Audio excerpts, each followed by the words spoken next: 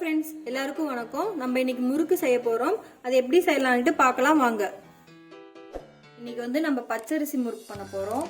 அதுக்கு தேவையான பொருட்கள் சொல்றேன்.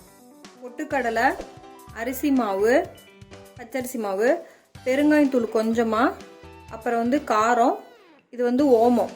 உங்களுக்கு ஓமமும் சேர்த்துக்கலாம், இல்லைன்னா எள்ளு இல்லைன்னா சீரகமும் சேர்த்துக்கலாம். நான் ஓமம் எடுத்திருக்கேன். அப்புறம் தேவையான அளவுக்கு உப்பு, பட்டர். இது பட்டரை உருகி எடுத்துக்கணும். பொட்டுக்களையும் மிக்சியில் அடித்து தூள் பண்ணி எடுத்துக்கணும். இந்த பொட்டுக்கலை அரை கப் எடுத்துருக்குறோம்னா அந்த கப்பால் நீங்கள் 2.5 கப் அளவு அரிசி எடுத்துக்கணும், பச்சரிசி எடுத்துக்கணும். பொட்டுக்கல்ல தூள் பண்ணி எடுத்துக்கலாம். பொட்டுக்கல்லை மிக்சியில் அடிச்சுக்கிட்டோம்.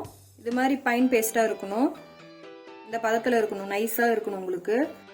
அப்புறம் நம்ம ஒரு ஜல்லடை எடுத்துட்டு அரிசி மாவு அரிசி மாவு ஜலிச்சிக்கலாம். அப்புறம் பொட்டுக்கல்லை மிக்சியில் அடிச்சுட்டு வந்தோம்ல, அதுவும் இதில் போட்டு ஜலிச்சிக்கலாம். நம்ம சலிச்சு எடுத்த பிறகு இப்போ பட்டர் ஊற வச்சது நம்ம இதில் சேர்த்துக்கலாம்.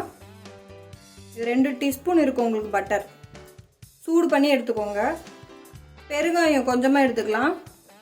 ஓமம் அரை ஸ்பூன் எடுத்துக்கிறோம். இது நீங்க எள்ளு வேணாலும் எடுத்துக்கலாம், அப்புறம் சீரகமும் எடுத்துக்கலாம். நீங்க நான் ஓமம் எடுத்திருக்கேன். இது மாதிரி நுணுக்கி எடுத்துக்கோங்க. இதுல சேர்த்துக்கலாம். அரை ஸ்பூன் சில்லி, காரத்துக்கு ஏற்ப எடுத்துக்கோங்க. மிளகாத்தூள், உப்பு அரை ஸ்பூன் போட்டுக்கிறேன். உப்பு அளவு பார்த்து எடுத்துக்கோங்க. உப்பு உங்களுக்கு தேவைக்கு ஏற்ப எடுத்துக்கோங்க. இதெல்லாம் மிக்ஸ் பண்ணிக்கலாம். நம்ம கொஞ்சம் கொஞ்சமாக தண்ணி சேர்த்துக்கலாம். தண்ணி சேர்த்து பிசைஞ்சிக்கலாம்.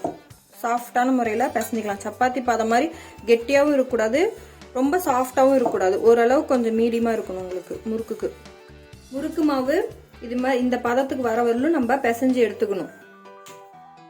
நீங்கள் பட்டர் உரக வச்சு கொஞ்சம் சூடாக வெதுப்பாக ஊற்றுனீங்கன்னா உங்களுக்கு முறுக்கு மொருவலாக இருக்கும். இந்த அளவுக்கு உங்களுக்கு போதும். நம்ம முறுக்கு பிழியறத கொஞ்சமா பட்டர் தடவிக்கலாம். நெய் தடவிக்கலாம். நீங்க எண்ணெய் தடவிக்கலாம். தடவிட்டு முறுக்கு மாவு இதுல போட்டுக்கலாம். வானிலையில நான் தேவையான அளவுக்கு எண்ணெய் ஊற்றி வச்சிருக்கேன். சூடானோடனே நம்ம முறுக்கு இதுல பிழிஞ்சிக்கலாம்.